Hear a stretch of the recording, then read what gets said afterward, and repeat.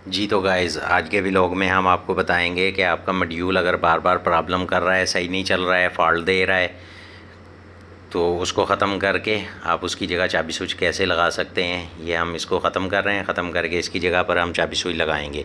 ये मॉड्यूल बार बार प्रॉब्लम कर रहा है, कभी कोई इशू दे रहा है। अभी ये इशू दे रहा था ओवर टेम्परेचर का।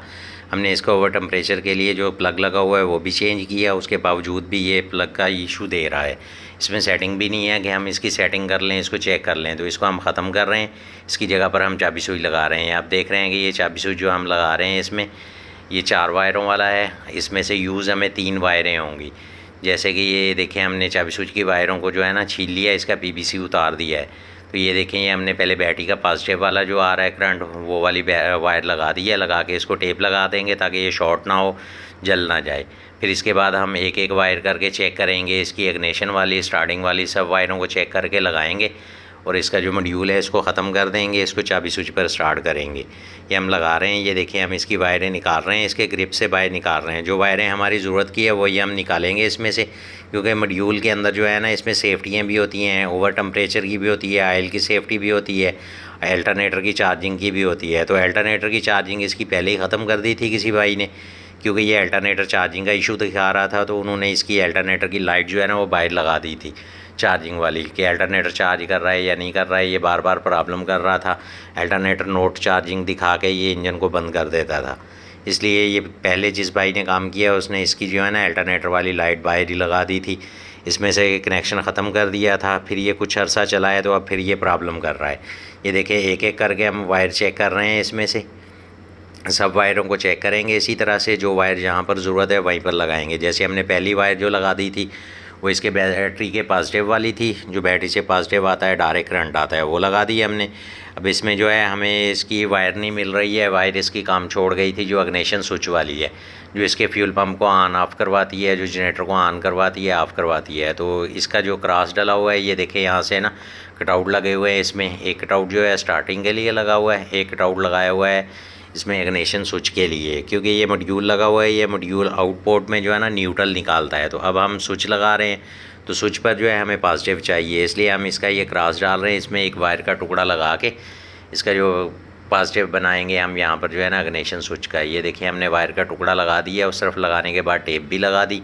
टेप लगाने के बाद अब हम ये स्विच की तरफ लगा रहे हैं। ये देखिए, जैसे ही हम स्विच के लगा रहे हैं, स्विच हमने ऑन किया हुआ है, तो इसके अल्टरनेटर की जो लाइट है ना वो ऑन हो रही है। देखिए, आप पैनल के अंदर आपको नज़र आ रही होगी रोशनी एक जगह पर ही पड़ रही है, जैसे सूरज की रोशनी हो ना, इस तरह से पड़ रही है।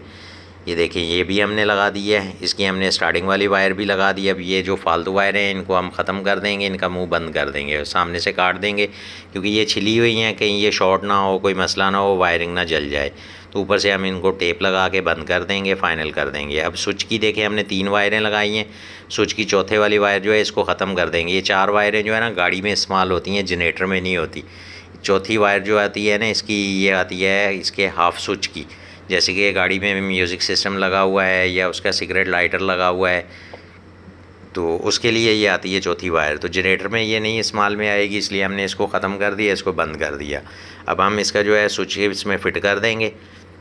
मज़ीद जब हम आए, हमने इसको चेक किया तो इसका जो है ना मॉड्यूल भी प्रॉब्लम कर रहा था, वो ओवर टेम्परेचर की लाइट दिखा रहा था। और इसमें फ्यूल पंप लगा हुआ है इलेक्ट्रॉनिक, वो फ्यूल पंप जो है ना वो भी ख़राब था, वो भी काम नहीं कर रहा था। ये देखिए, हमने इसको लगा दिया। अब हम इसकी चाबी इसके अंदर लगा देंगे। ये देखें, ये चाबी अंदर लगा दी। अब हम स्विच ऑन करके चेक कर रहे हैं इसका फ्यूल पंप। इसका फ्यूल पंप काम नहीं कर रहा था, तो ये देखें, हम फ्यूल पंप भी इसका चेंज करेंगे। इसमें इलेक्ट्रॉनिक फ्यूल पंप लगा हुआ है। ये 12 वोल्ट का जनरेटर है और 80 kV में है ये। इसमें सिंगल बैटरी लगती है। तो इसमें फ्यूल पंप जो लगा हुआ है इलेक्ट्रॉनिक है। मैं मज़ीद आपको जो है ना ये जूम करके दिखा दूँगा। ये देखें, ये हमने इसका फ्यूल पंप खोल लिया है। खोलने के बाद अब हम इसका फ्यूल पंप चेंज करेंगे। ये न्यू वाला फ्यूल पंप है। ये देखें, मैं आपको जूम करके दिखा रहा हूँ। अच्छा, इसका फ्यूल पंप में जो है ना 2 वायरें लगी हुई हैं, एक को न्यूट्रल चाहिए, एक को पॉजिटिव चाहिए। पॉजिटिव वो है जब हम स्विच को ऑन करेंगे इसका फ्यूल पंप ऑन हो जाएगा। ये डीज़ल जो है ना टैंकी से उठा के इसके डीज़ल पंप को दे देगा। ये देखिए, हमने उसको लगा दिया, टाइट कर दिया। न्यूट्रल वाली वायर भी उसी में लगा दी। अब हम इसके जो पाइप लगे हुए हैं इनको खोल लेंगे। ये देखिए, ये हम पाइप खोल रहे हैं, एक इन वाला है, एक आउट वाला है। तो ये पाइप खोलेंगे, खोलने के बाद हम इसमें लगा देंगे। ये देखें, जैसे ही हमने इसके पाइप खोले, इसकी टैंकी ऊपर की तरफ पड़ी हुई है, तो इसमें से डीज़ल निकलना शुरू हो गया। तो हम ये जल्दी से निकाल के इसमें लगा देंगे। ये देखिए हमने दोनों पाइप लगा दिए हैं। फिल वक्त अब जो है इन वाला जो है ना, इसमें से हम जो है क्लम जो है ना ये पहले टाइट करेंगे, क्योंकि इसमें डीजल आ रहा है।